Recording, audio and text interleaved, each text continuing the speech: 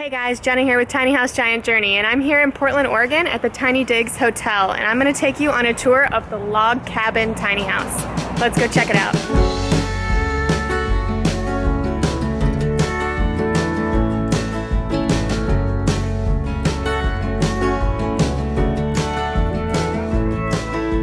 So now we're inside the log cabin here at the Tiny Digs Hotel, and you can see that they've really kept with the rustic theme. Now all of the tiny houses here at the Tiny Digs Hotel are all 16 feet long, and they all have different roof shapes, and that gives you a real opportunity to see what kind of tiny house you might like. How does the roof really affect the inside space?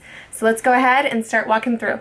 The first thing you'll notice when you come in to the log cabin tiny house is this awesome staircase.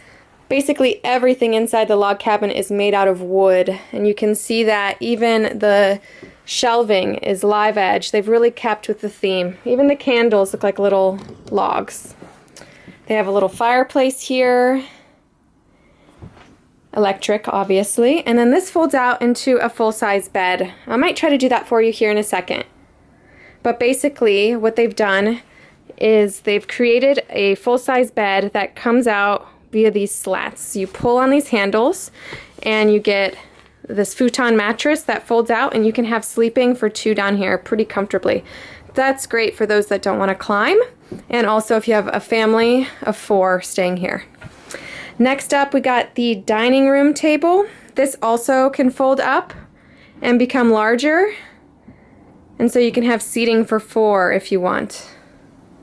If you look around at all the pictures, you can see that they're really keeping with the log cabin theme. Wildlife, antlers, everything wood. Got another bench here, that's for the other seating at the table, I'm guessing. Got a refrigerator. This is meant to be a hotel, so they have some amenities, but not all the amenities that you might have at a regular home. So for cooking, it's just a hot plate. You can heat up food on there, or have a kettle for coffee, French press, and they provide all of the plates. This is a cool looking sink, isn't it? It reminds me of the horse troughs you might see. In a lot of tiny houses, sometimes people use big horse troughs for their bathtubs, but this is a cool idea for a sink. You just cut a hole at the bottom and you create the drain yourself. Alrighty, some storage underneath here. Let's go ahead and look at the bathroom. I really love this sliding door, and they have an antler for the handle. The hardware is pretty simple. I think it's something you could buy at any big box hardware store. Has the little wheels here at the bottom. Can't really see them, they're so small. And then there's a little closet here with robes and towels and a couple other amenities like a hair dryer. Hi, come on into the bathroom. They've done a really cool looking mirror with it looks like a piece of a trunk. It reminds me of my tiny house actually. I have a window that has trim like that. And we have the regular flush toilet. All of the tiny houses here at the Tiny Digs Hotel are actually connected to sewer and electricity and water, which was a requirement of the city of Portland. Outhouse pictures in the outhouse. Kind of neat. This actually folds away if you want to save a little bit of space, but it's nice if you want to do your makeup, to have a place to set your stuff on. Look in the shower. We have a 32 by 32 shower stall, standard for houses, and also they've used that in a couple other houses here at the Tiny Digs. They provide shampoo, conditioner, and soap.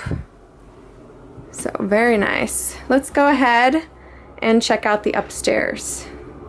These stairs are really easy to climb because they have big footings. There's also a handrail here made out of what you guessed it, a piece of wood. If we look up into the main sleeping area, because the secondary sleeping area is that fold-out futon downstairs, you can see you have a queen-size bed, a little nightstand, and 2 windows. The roof line in here is a little asymmetrical, obviously done on purpose. They've done full dormers all the way across, so that gives you a lot of space. Makes the place feel really open. This is what the futon looks like when it's pulled out. It was surprisingly easy. I did it on my own, so no problem. And then the mattress fits perfectly on it. Obviously, these pillows would not be in this configuration, but you get the point. Okay guys, we're back outside the log cabin. I just kind of wanted to take you on a little exterior tour. All of the porches on each of these tiny houses are separate, so they aren't actually on the trailer, but it does expand the space. These are only 16-foot tiny houses, so it is nice to have that little bit of exterior space. Come around the back side of the log cabin, you can kind of see where they have the hookups for this particular tiny house. It's winter here, so this would be the hose. They've wrapped it in insulation and heat tape, protect from freezing. This is their sewer line, and then this is the power.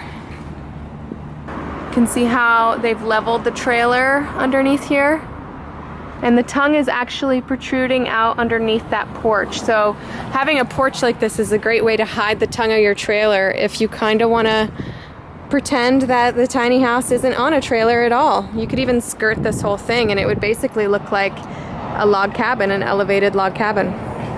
All right guys, that was a quick tour of the log cabin tiny house here, available as a vacation rental at the Tiny Digs Hotel. Make sure you check out my channel for other video tours and keep checking back for some new ones coming up. See you later.